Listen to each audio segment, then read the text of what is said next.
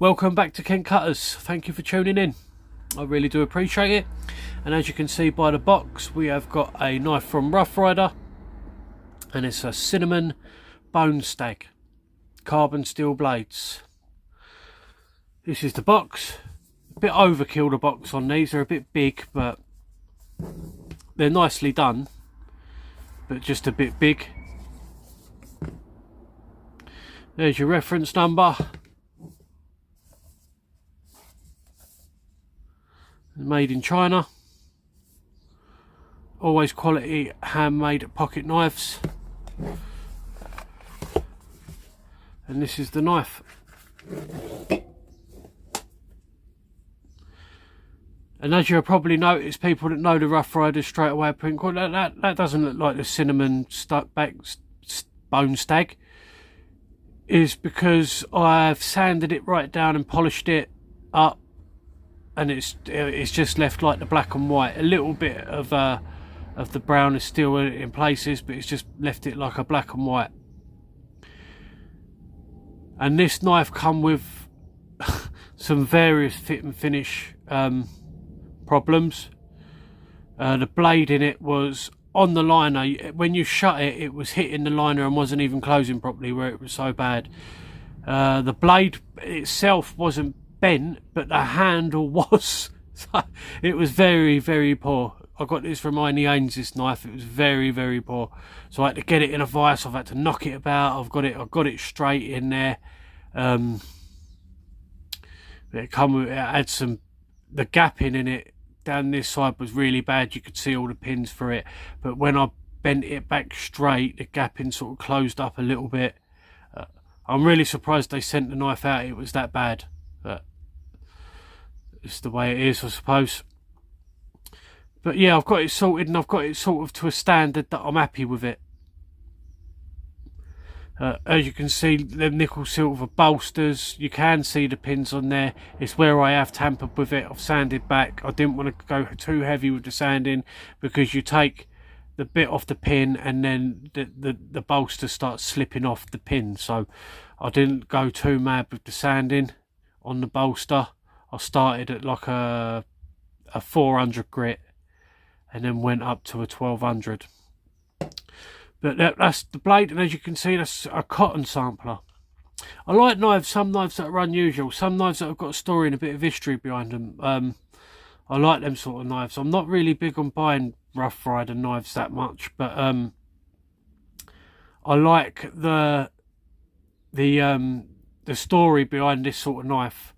And I know Rosecraft do one, but they're nearly, I think they're about 70 odd pound, and this one was 20, and this one's got bone covers and the other one's got wood, and this one's got carbon steel. The Rosecraft one's got D2. I prefer carbon steel anyway, so they're both made in China. So I thought this one was the no-brainer really, because it's got the bits I like on it and it's cheaper.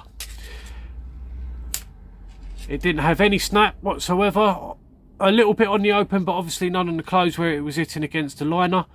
Yeah, that's the blade. So you've got your Rough Rider on the tang, and then you've got your carbon steel, the number, and China, which is the origin of where it's made. Good snap on the shut. You've probably got about a 6 on the pull, so it hasn't got a bad pull. Nice solid click into the open position. Right, so this knife, a cotton sampler, is designed so you've got your cotton bale. So you've got like a big block of cotton, and years ago when they used to work in the cotton fields in the USA, and you've got a bale of cotton. And what people used to do is they used to put the good quality cotton on the outside, so the rubbish stuff was on the inside, so they could sell it at a better price. So this knife was designed to cut into that bale, scoop a bit out of the inside of the bale, get it out, and then what they do on this flat area here is pull the cotton across it and test the strength, how strong that cotton is in the inside. So the design, yeah, it's called a cotton sampler. So it's designed to sample the cotton out of a cotton bale.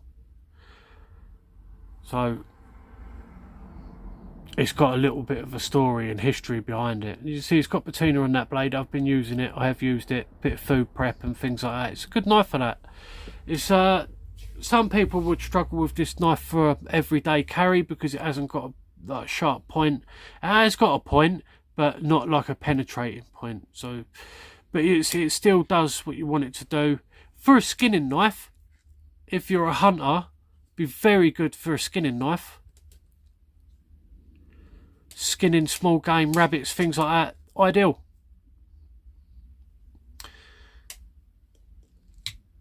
Good into the aft stop. Nice little snap into the close, makes a nice little snap. That it is nice. You've got a brass lanyard hole, and I'll put a little lanyard on it. I have been putting this in a slip, sits in a slip quite nicely. As you can see, that bone, it's got that shiny finish on it.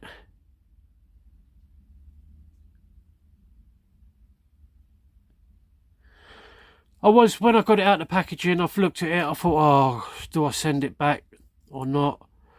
And I thought, oh, it's 20 something quid, is there any point? I just thought, I'll try and fix it up and do something with it, poke it with a stick a bit. And I have sorted it, and it is still gapping on the back spring. And it is what I class as gapping. But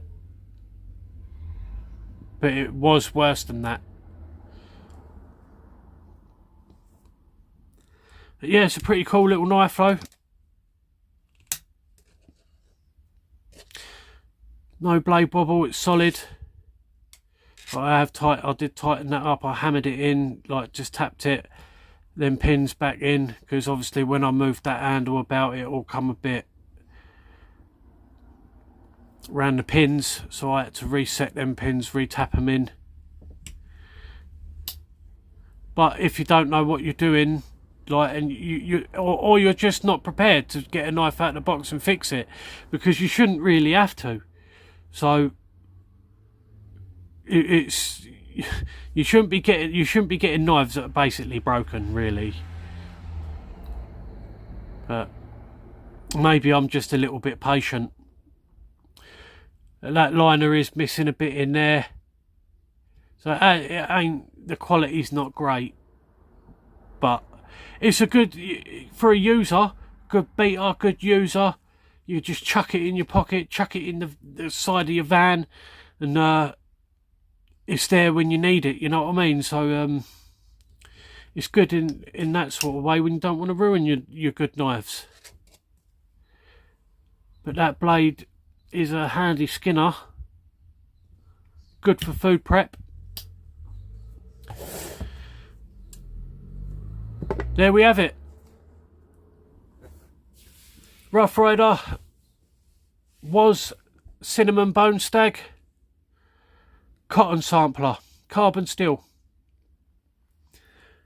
Thank you for tuning in, everybody. I really do appreciate it. God bless to you all. I'll see you on the next one. Thank you, everybody. Goodbye.